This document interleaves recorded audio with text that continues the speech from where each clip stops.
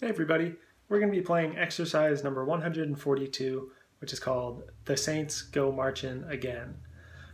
So this is going to sound pretty familiar to, I think, almost everybody. It's going to sound like The Saints Go Marching In.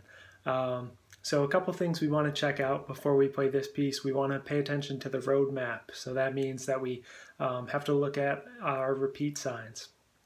So after bar 1, there's a repeat sign facing out. And that means that when we get to the second to last bar, when we hit that repeat sign, we're going back to bar 2. We're not going all the way back to the beginning, but just to bar 2 because that's where the repeat sign is. We also want to pay attention to the first and second endings. So the first time through, we're going to be playing the notes in the 2 bars underneath the 1. The second time through, we're taking the second ending. So that's just that whole note underneath the 2. We should be looking at our dynamics. There's actually only one dynamic printed in this whole exercise, and that's forte. But that doesn't mean that that's the only dynamic we have to play.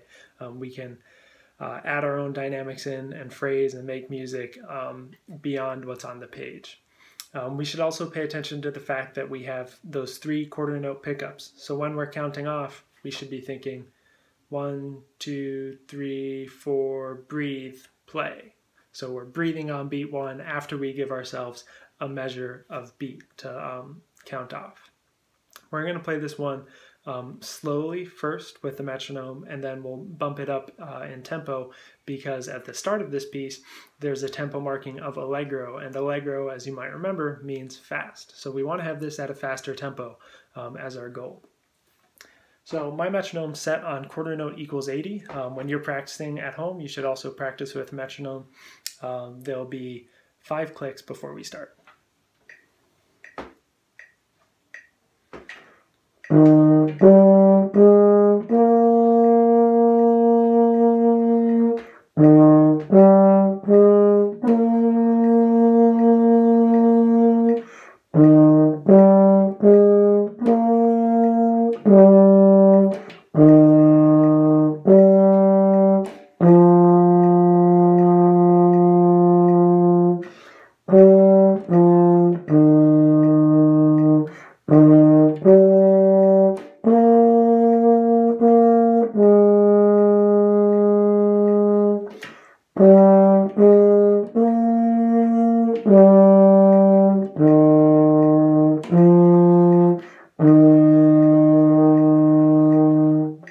Alright, and just there, for the sake of time, I only took the second ending, so I didn't play the repeat.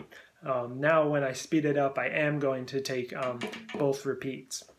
One other thing I just wanted to point out is we want to make sure that on the tied notes, whether it's a whole note tied to a quarter note or a dotted half note tied to a quarter note, we want to make sure we're holding those for the appropriate amount of beats, and we're not cutting off early and then just leaving a big gap in the music. So give those notes some direction. You can either crescendo through them or decrescendo through them. Don't just let them go. Keep the music going that way. Now we're going to speed up to an allegro tempo. I'm going to set my metronome at 120.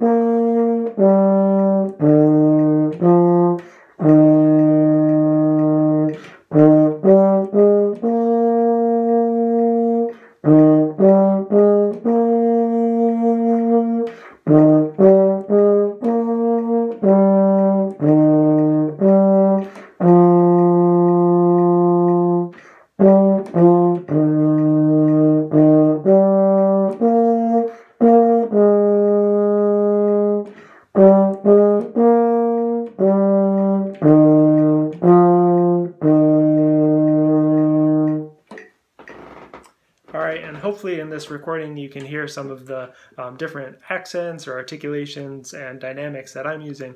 So I'd encourage you to also just experiment a little and see what you like, as long as it's within the framework of what's printed on the page. So if you have any questions about this one, you can ask your band director in your private lesson.